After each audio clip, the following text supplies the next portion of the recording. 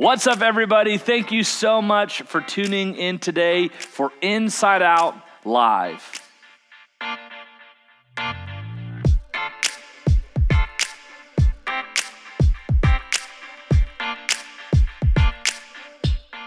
Hey guys, my name is John, and I am so glad to join you today for Inside Out Live. We have a great day planned for you. I hope that you have had a great summer so far, and are just figuring out ways to have fun in the midst of everything that is going on. And as you've noticed probably over the past couple of videos, we're trying to keep these short and simple and just get right to the point, because we know that the most important thing that you guys do here at Inside Out and at home with Inside Out Live is your small group. So we're going to get to the content really quickly as we walk into part 4 of this awesome series that we have been in called What to Do When You Don't Know What to Do. Today we're going to hear from one of my all-time favorite people. You probably remember him. He's got crazy hair. His name's Ben Crawshaw. Check it out. So, when you don't know how to do something, how to fix something, or how something works, what do? Ask a teacher? Ask your parents? Ask your friends? Ask someone you really know and trust? No! You go to the internet and ask some randos. But I'm not talking about creeps here, I hope. No, I mean the people of the internet! You know, those people who make how-to videos. Because chances are, if you're trying to figure out something, someone on the internet has already figured it out for you. Things like, how do I unsend a text? No. How do I do a winged eyeliner? How do I get rid of the zit by Friday night? How do I get out of gym class? How do I screen cap Snapchat without getting caught? They'll never know. But then there are things in life that don't have an easy fix, that don't have a simple solution, that don't have a how-to video. Things like what to do when you have problems with family, or when it seems like you have no control in your life, or what to do when someone has done something to you. I mean, clearly, they gotta go. The truth is, there's a lot of life that doesn't have a solution you can just find online. So how do you know what to do when you don't know what to do?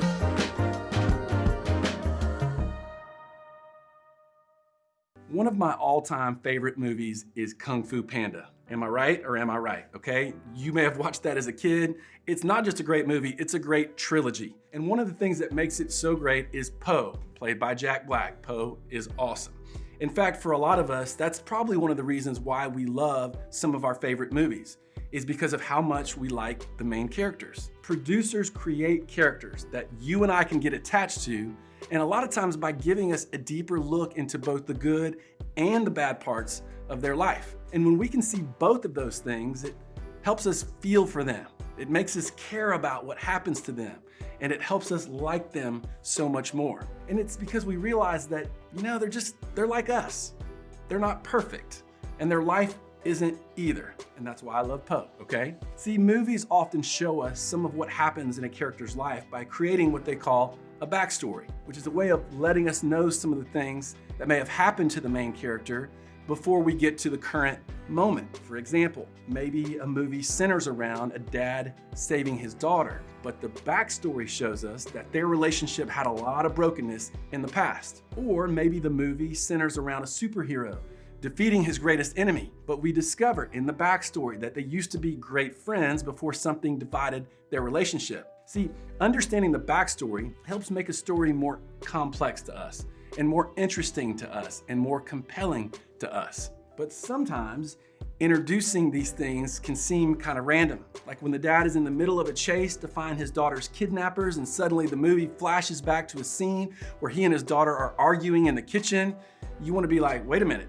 What? Like, what does that have to do with anything? What does that have to do with what's going on right now? Then as the movie goes on, it all starts to connect and make sense. There was something more going on with that fight in the kitchen. See, we see or have these moments when we're watching a movie, but chances are that you've also felt that way just living your own life. Like there are moments in our real life stories that make us ask the same questions because we get a plot twist, because there's conflict going on, because something hits us out of nowhere and we're like, what's happening? Like, what is the point of me going through this? We're talking about difficulties. We're talking about pain and struggle and problems, the things that will be a part of our backstory one day. But as for now, they're in our current story. For some of you, they're in your story right now. And when we're in the middle of them, they make us feel overwhelmed, powerless, and sometimes even make us want to just give up entirely. And in this series, What to Do When You Don't Know What to Do, which I will give you is a long title, we've been talking about exactly what the title suggests. What to do when you and I do not know what to do. And today we are talking about what to do with our difficulties, our pain, and our struggles. And maybe more than anything else, these things can leave us not knowing what to do. But before we can even ask the question, what do I do? We often ask ourselves just why in general? Why is this happening to me? Why am I going through this? Why is this happening right now? Just like a movie that flashes back to a scene that doesn't seem to make any sense at the moment, difficulties can make us feel the same way. Difficulties, they often feel random. Sometimes they feel pointless or feel completely unnecessary. Sometimes we see the point after the fact when it's part of our backstory, but we don't see it right now. For example, maybe you have a broken friendship, but looking back, you realize that the friendship, well, it led you to make some bad decisions. In fact, you may not even have liked that version of yourself very much when you were in that friendship. So even though it felt bad at the time, you're now actually glad that it happened. Sometimes we even see the point in the moment while the difficulties are actually happening. For example, maybe you found yourself struggling in a class and it was on you. You weren't putting in the effort. You got called out by your teacher and all of a sudden there was a lot of heat on you to get your grade up in that class. So even though it wasn't fun, you knew having someone else tell you what you already knew was what you needed. So sometimes we see it looking back, sometimes we see it in the moment, but most of the time things that don't feel good just seem pointless. Like if your mom or dad loses their job and that means your family has less money, which means you can't buy some of the things you're used to buying, or your parents are having a hard time making ends meet and life for your family gets way harder. It's like, why? What is the point of that? I mean, there could be a million examples of this, but the point is we've all had an experience that hurts and feels pointless in the moment. Whether it was not making a team, not getting the part in the musical, going through drama with friends or family, we've all asked ourselves, why me, when we go through these things? And if you're like me, there's usually not many good answers in the moment. And what's worse, in real life, unlike the movies, our difficult circumstances usually don't get a pretty bow tied on them as we walk through them. It's not like the credits roll and everybody's happy and everyone lives happily ever after. It doesn't always work like that in real life. The outcome may not turn out how we want them to. And in those times, it can be really difficult for us to see any point behind our pain, to find hope despite the hurt, or to find the determination to keep going despite the difficulties. But here's the good news. When we find life confusing or difficult, we can actually learn what we can do by looking at people who have handled similar situations. That's actually an incredible tool for us when we're in the middle of difficulties. And that, my friends, brings us back to the life of Joseph. See, we've been looking at some events in Joseph's life. The account of his journey is found in the Old Testament of the Bible, which basically means he lived before Jesus walked the earth. And here's a recap. Joseph was sold into slavery by his own brothers. He was taken to a foreign land, which was Egypt, where he was forced to work for a high-powered official. Then he was falsely accused of doing something he didn't do and was thrown into prison. Okay, so from free man to slave to prisoner. If anyone had earned the right to ask, what is the point? Why is all of this happening to me? It was Joseph. And that's where we pick up. Joseph is in jail for a crime he didn't commit. And in jail, he makes some new friends. Check it out. Sometime later, the cupbearer and the baker of the king of Egypt offended their master, the king of Egypt. Pharaoh, who was the king of Egypt, was angry with his two officials, the chief cupbearer and the chief baker, and put them in custody in the house of the captain of the guard in the same prison where Joseph was confined. So Pharaoh is the boss of all of Egypt. If he got mad at you and wanted you thrown into prison, that's where you'd go, even if you hadn't done anything wrong or illegal. And that's what happened to these two guys. They were thrown into prison with Joseph. The story continues. After they had been in custody for some time, Each of the two men, the cupbearer and the baker of the king of Egypt, who were being held in prison, had a dream the same night, and each dream had a meaning of its own. When Joseph came to them the next morning, he saw that they were dejected. So he asked Pharaoh's officials who were in custody with him in his master's house, "Why do you look so sad today?" "We both had dreams," they answered, "but there is no one to interpret them." Then Joseph said to them, "Do not interpretations belong to God? Tell me your dreams." Okay, so there is a lot happening here. Remember, Joseph is in prison for a crime he didn't commit, and even in this really difficult situation, Joseph continues to honor God. The men told Joseph their dreams, and with God's help, Joseph told them what they meant. And then what Joseph said would happen actually happened. Based on the dream the chief cupbearer had, Joseph said that he would be restored to a favorable position, and he was. As for the chief baker, Joseph said he would not have the same luck, and he didn't. So listen, these stories are like kind of wild. They're out there. If you want to know more, you'll have to read the whole story for yourself because it's fascinating and it's awesome. But you would think, given what Joseph had done to help the cupbearer out, it would have made some sense for the cupbearer to speak up and say, "Thank you, Mr. Pharaoh, for restoring my position. I just want you to know that I was locked up with this guy who interpreted my dream to perfection.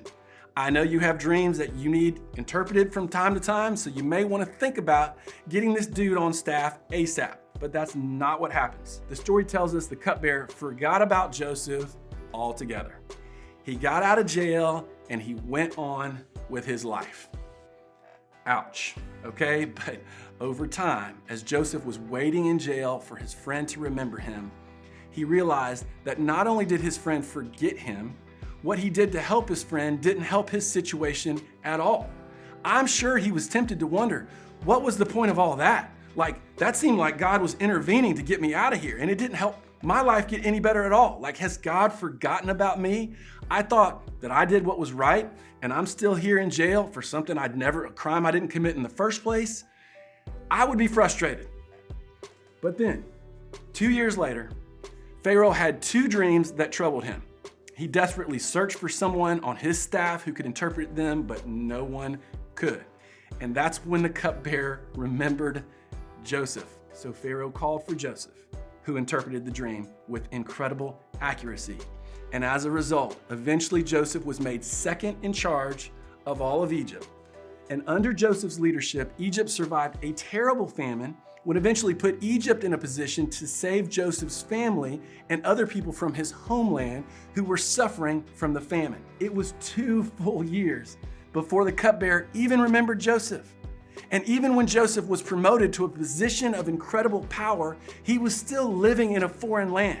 So it wasn't like Joseph was able to go home as a free man. And Joseph was still second in command under Pharaoh, which meant that if Pharaoh was having a bad day and decided that he wanted Joseph dead, he could snap his fingers and make it happen. So no, this did not make Joseph's life perfect, not even close. But when we see the big picture and understand the context to this backstory, we see that Joseph's challenging circumstances uniquely position him to do something great. Joseph, however, still had to wait 2 years.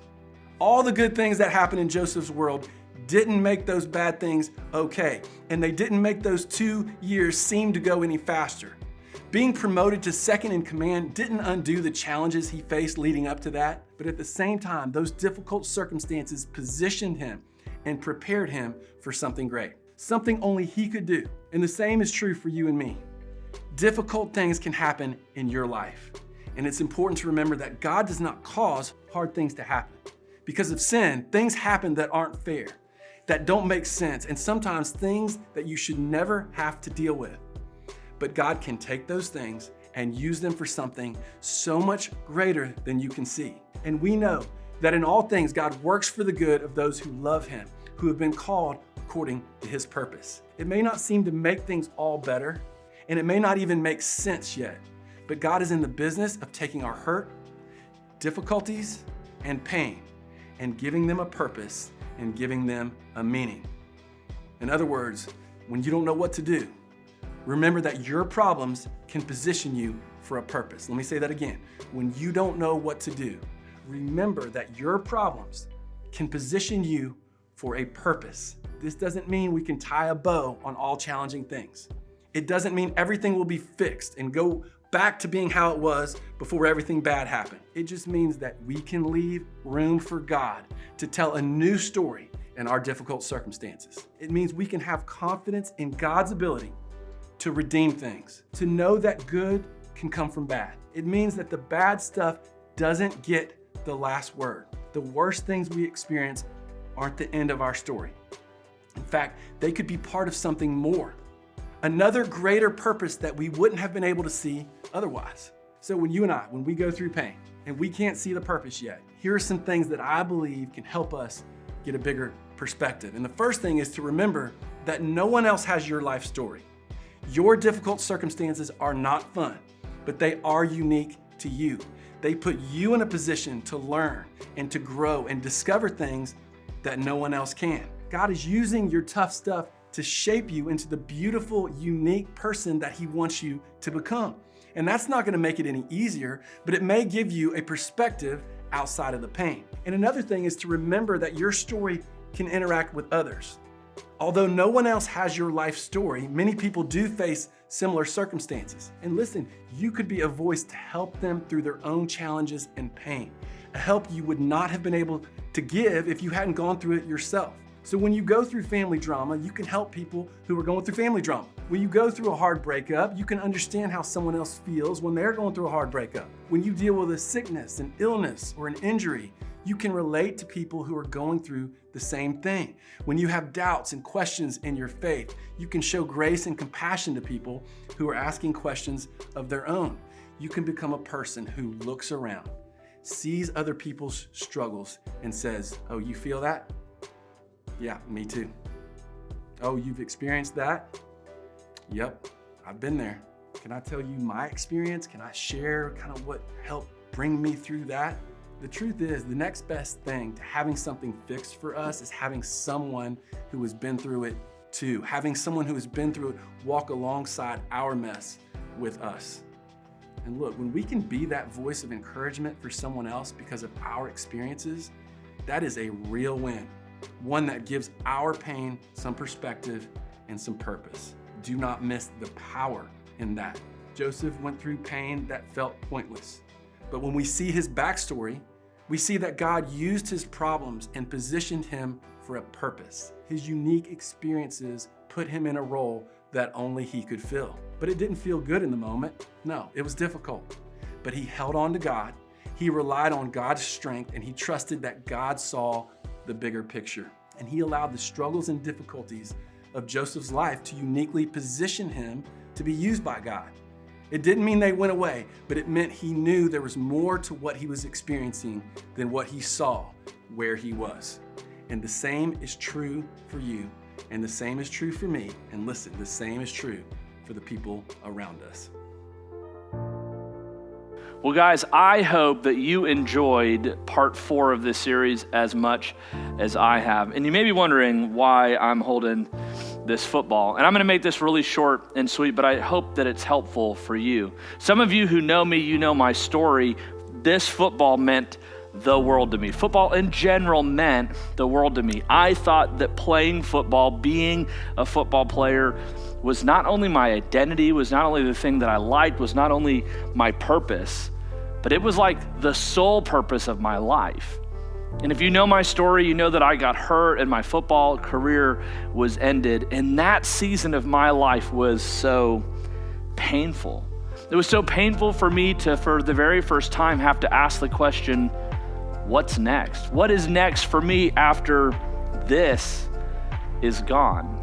And now that I'm older and now that I have a job and I'm married, all of these things, I can see so clearly how the pain and the circumstances surrounding the end of my football career set me up for the purpose, the real purpose of my life, which is to do what I get to do as a pastor here at Anthem. So much of what I learned and experienced playing football was what helped ignite my passion for doing ministry. So many of the things I learned from playing football and so many things that I learned from the pain of losing the opportunity to play college football set me up to be the kind of person that I am today. So as we wrap up, the thing I just want to make sure that we really understand is that there will be pain, but that pain can lead to purpose in our lives. That sometimes the things that we experience when life gets tough are the very things that set us up for success in the future. I'm so glad that you joined us for part 4 of what to do when you don't know what to do. If it's your first time, I'm so glad that you joined us today. We're going to send everybody off to small groups in just a few minutes. If you don't know how to get to your small group or how to connect with us in this digital space, there's directions in the description below, a number that you can text, and we'll get you connected today with a group of people your age and your gender, and they would love to connect with you and unpack what we talked about today in terms of how our pain can be connected to our greater purpose. Thanks so much for joining us. We'll see you next week for Inside Out Live.